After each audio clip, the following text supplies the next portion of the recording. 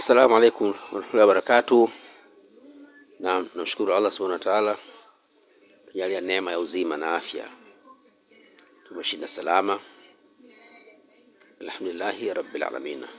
Naam, bila kupoteza muda naletea mwendelezo wa njia za kuona majini kirahisi, ikiwa hii ni njia ya pili. Nimezungumza njia ya kwanza, darasa lipo hapo, kanitafute katika channel yangu ya Maalim Madi 6030. Maalim Madi 6030. Mimi Dr. Madi au Maalim Madi, karibuni sana.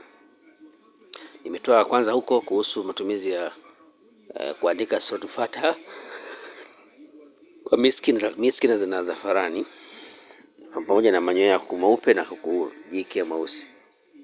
Darasa litafuta tulipata hapo kwenye channel yangu. Hii ni mwendelezo, ni njia ya pili.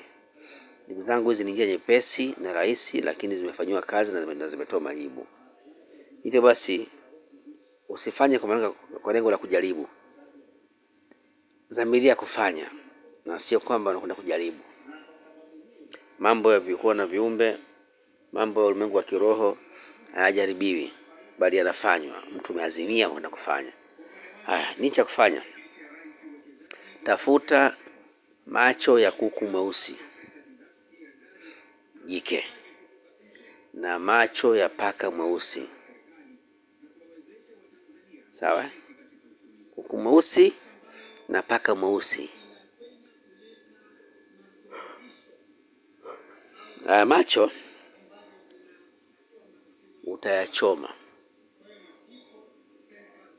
utayaunguza upate usila wake. Sawa? Ukishapata usila wake, ule usila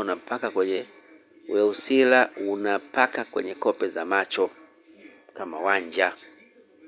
Basi tendo la kupaka tu ule usila kama wanja, basi ndugu yangu, hapo utajikuta ulimwengu umefunguka kwa majini. Unawaona live kabisa, utawaona wao na kila kitu chao, na maisha yakiendelea, mishemishe pilika zao kama walivyo sisi.